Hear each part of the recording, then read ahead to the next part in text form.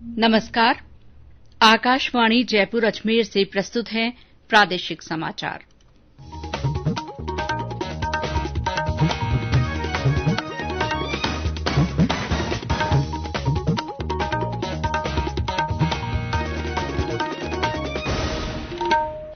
मुख्य समाचार। प्रधानमंत्री नरेंद्र मोदी ने महिला स्वयं सहायता समूहों के लिए 1,625 करोड़ रुपए की राशि जारी की। आजादी का अमृत महोत्सव के अंतर्गत फिट इंडिया फ्रीडम रन का दूसरा चरण कल से। केंद्रीय टीम ने कोटा संभाग में अतिवृष्टि से हुए नुकसान का जायजा लेने के लिए प्रभावित इलाकों का दौरा किया। देश में कोविड के सक्रिय मामलों की संख्या 3,88,000 के करीब हुई और प्रदेश में शहरी इलाकों में युवाओं को स्वरोजगार से जोड़ने के लिए इंदिरा गांधी शहरी क्रेडिट कार्ड योजना लागू। समाचारों के साथ मैं शीला चावला। और अब समाचार विस्तार से। प्रधानमंत्री नरेंद्र मोदी ने कहा है कि देश में महिलाओं के लिए अवसर बढ़े हैं और सरकार उनकी शिक्षा, स्वास्थ्य, पोषण, टीकाकरण और अन्य जरूरतों को पूरा करने के लिए पूरी गंभीरता से काम कर रही है। उन्होंने कहा कि महिलाओं के लिए मकान, शौचालय, बिजली, पानी और गैस जैसी सुविधाएं उपलब्ध कराई जा रही हैं।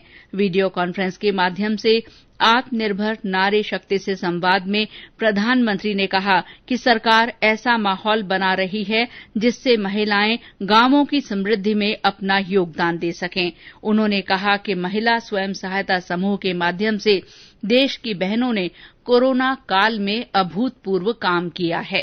कोरोना काल में जिस प्रकार से हमारी बहनों ने स्वयं सहायता समूहों के माध्यम से देशवासियों की सेवा की, वो अभूतपूर्व है। मास्क और सैनिटाइजर बनाना हो, जरूरतमंदों तक खाना पहुंचाना हो, जागरूकता का काम हो, हर प्रकार से आपके सखी समूहों का योगदान अतुलनीय रहा है। अपने परिवार को बेहतर जीवन देने के साथ साथ देश के विकास को आगे बढ़ाने वाली हमारी करोड़ों बहनों का मैं अभिनंदन करता हूं। प्रधानमंत्री ने 4 लाख से ज्यादा स्वयं सहायता समूहों की आर्थिक मदद के लिए 1,625 करोड़ रुपए की राशि जारी की। उन्होंने 7,500 स्वयं सहायता समूहों के सदस्यों के लिए खाद्य प्रसंस्करण, उद्योग मंत्रालय की योजना के तहत छोटे खाद्य प्रसंस्करण उद्यमियों के लिए बीज राशि के रूप में 25 करोड़ रुपए और 75 किसान उत्पादक समूहों के लिए 4 करोड़ रुपए से अधिक जारी किए। युवा कार्य और खेल मंत्री अनुराग ठाकुर ने आज 22 राष्ट्रीय युवा पुरस्कार प्रदान किए। अंतर्राष्ट्रीय युवा दिवस के अवसर पर श्री ठाकुर ने युवा तथा राष्ट्रीय विकास और समाजसेवी संगठनों को 2017-18 के लिए 14 पुरस्कार और 2018-19 के लिए 8 पुरस्कार दिए। इस मौके पर श्री ठाकुर ने पुरस्कार विजेताओं और युवाओं से सच्ची भावना के साथ उच्च आकांक्षाओं को हासिल करने की अपील की। उन्होंने कहा कि इससे प्रधानमंत्री की आत्मनिर्भर भारत की परिकल्पना को साकार करने के काम में तेजी आएगी। राष्ट्रीय युवा पुरस्कार पाने वालों में कोटा की दिव्या कुमारी जैन भी शामिल हैं। आजादी का अमृत महोत्सव समारोह के अंतर्गत राष्ट्रव्यापी फिट इंडिया फ्रीडम रन का दूसरा चरण कल से शुरू होगा। युवा कार्यक्रम और खेल मंत्री अनुराग ठाकुर इसका शुभारंभ करेंगे।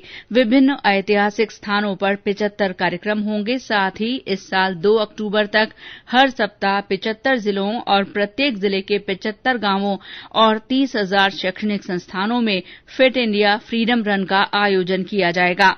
प्रदेश के सभी जिलों में आजादी का अमृत महोत्सव मनाया जाएगा। नेहरू युवा केंद्र संगठन के निदेशक पवन कुमार अमरावत ने बताया कि कार्यक्रमों की शुरूआत कल सवाई माधोपुर जिले से होगी। जिला कलेक्टर कल सुबह 8 बजे फ्रीडम रन को झंडी दिखाकर रवाना करेंगे। रन में लगभग 75 युवा शामिल होंगे। श्री अमरावत ने बताया कि इन कार्यक्रमों के जरिए आम जन को फिटनेस के प्रति और स्वस्थ जीवन शैली को अपनाने के लिए प्रेरित किया जाएगा।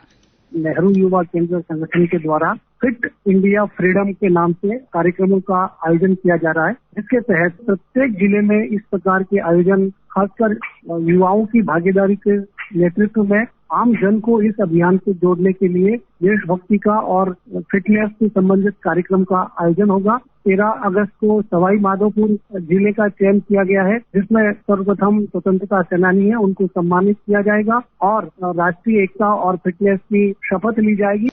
जैसलमेर जिले के पोकरण में महात्मा गांधी की 150वीं जयंती वर्ष के उपलक्ष्य में रैली निकाली गई। आजादी का अमृत महोत्सव कार्यक्रमों की श्रृंखला में अजमेर जिले के 75 गांवों में फिट इंडिया कार्यक्रम के अंतर्गत फ्रीडम रन का आयोजन किया जाएगा। अजमेर में 14 अगस्त को फ्रीडम रन होगी। टोंक जिले के देवली में आज इसी सिलसिले में संगोष्ठी का आयोजन किया गया। उत्तर पश्चिम रेलवे के प्रधान कार्यालय में इस मौके पर आज भारत छोड़ो आंदोलन विषय पर वर्चुअल काव्य पाठ हुआ। ये समाचार आकाशवाणी जयपुर अजमेर से प्रसारित किए जा रहे हैं।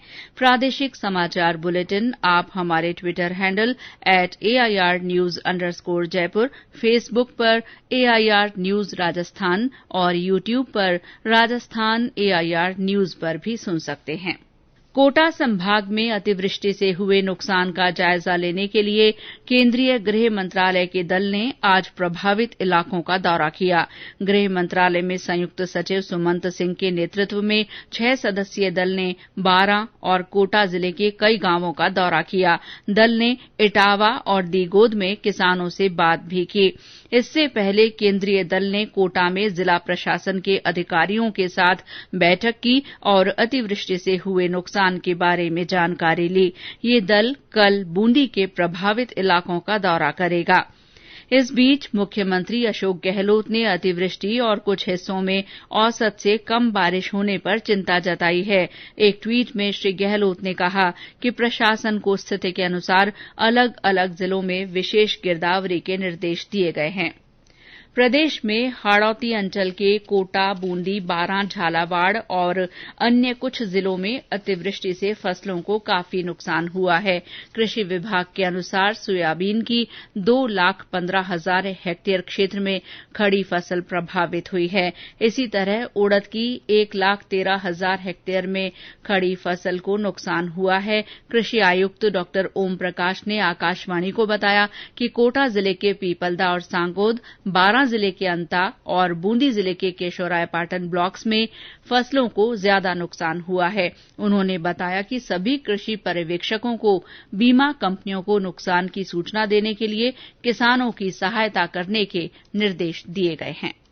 जो बीमित फार्मर हैं उनको निश्चित रूप से उनका बीमा क्लेम मिलेगा। इसके लिए जहाँ पे बड़े पैमाने पे नुकसान है वहाँ पे सर्वे के द्वारा हम करवा रहे हैं और जहाँ पे क्रॉप को नुकसान है तो उसमें किसानों को अपने व्यक्तिगत आवेदन देने होते हैं। उसके लिए आवेदन एग्रीकल्चर सुपरवाइजर को हमने डायरेक्शन दे दिया, वो अपने गाँव में बैठे हैं। किसानों को हमने रिक्वेस्ट किया है कि अपने जो बेसिक मिनिमम इन्फॉर्मेशन है जैसे KCC का नंबर है, अपना खसरा नंबर है और लैंड रिकॉर्ड की डिटेल है वो लेके आ जाए और हमारा आदमी वो है वहाँ पे फॉर्म फिलअप कर लेगा। फिलअप करके और हम ही है वो बीमा कंपनी को उसको दे देंगे। इसके अलावा हर कंपनी का अपना एक टोल फ्री नंबर है जिसपे वो आप फोन करके आवेदन कर सकते हैं। और अब मौसम। मानसून की टर्फ लाइन अपनी सामान्य अवस्था से उत्तर दिशा में खिसकने से राज्य के अधिकांश हिस्सों में पश्चिमी हवाएं प्रभावित होने लगी हैं। इस कारण प्रदेश में मानसून कमजोर पड़ गया है। पिछले 3 दिनों से राज्य में बारिश में कमी होने से गर्मी बढ़ने लगी है। मौसम विभाग ने कहा है कि अगले 1 सप्ताह तक राज्य में मौसम शुष्क रहेगा। इस दौरान पूर्वी क्षेत्रों में कुछ जगह हल्की बारिश की संभावना है। देश में अब तक 52 करोड़ 36 लाख से अधिक कोविड टीके लगाए जा चुके हैं। कल 44,19,000 से ज्यादा टीके लगाए गए। स्वास्थ्य मंत्रालय ने कहा है कि पिछले 24 घंटे में देश में 41,195 मरीजों में कोविड संक्रमण की पुष्टि हुई। इस समय देश में सक्रिय मामलों की कुल संख्या 3,87,987 है, जो मार्च 2020 के बाद सबसे कम है। कोविड से स्वस्थ होने की दर 97.45% है। जयपुर जिले में आज कोविड के 4 नए मामलों की पुष्टि हुई है। केंद्र सरकार की ओर से कोरोना के प्रति जागरूकता लाने के लिए जन आंदोलन चलाया जा रहा है। इसी के तहत आकाशवाणी जयपुर के समाचार बुलेटिनों में प्रसारित की जा रही विशेष श्रृंखला जनता का संदेश जनता के नाम में सुनिए हमारे श्रोता का संदेश। मेरा नाम बजन बेनीवाल, गांव डावल, तहसील चित्रवाड़ा, जिला जालौर। घरों में रहिए, सुरक्षित रहिए, मास्क पहन के रखिए। लोगों को ये भी निवेदन करना चाहूंगा कि अपना टीका अवश्य लगवाएं एवं टीकाकरण होने के बाद भी मुंह पे मास्क, सैनिटाइजर से हाथ धोना आदि का उपयोग करते रहें, जिससे हमारी अमूल्य जिंदगी बच सके। धन्यवाद।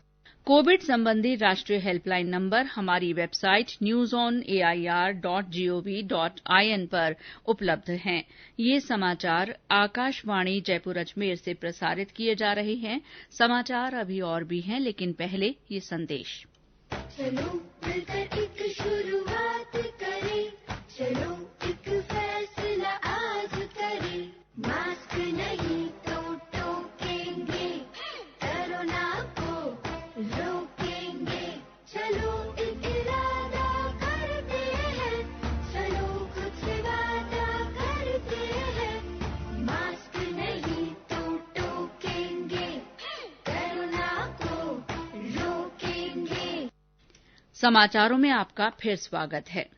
राज्य सरकार ने शहरी क्षेत्र के स्ट्रीट वेंडर तथा सर्विस सेक्टर के युवाओं को स्वरोजगार के अवसर उपलब्ध कराने के लिए इंदिरा गांधी शहरी क्रेडिट कार्ड योजना लागू की है। योजना के माध्यम से लाभार्थियों को 50,000 रूपये तक का ब्याज मुक्त ऋण उपलब्ध करवाया जाएगा। बजट घोषणा के तहत ये योजना शुरू की गई है। योजना के अंतर्गत केवल वेब पोर्टल या एंड्रॉइड ऐप के माध्यम से ऋण संबंधित आवेदन स्वीकार किए जाएंगे। इस संबंध में लाभार्थी ई मित्र कियोस्क की सहायता ले सकते हैं।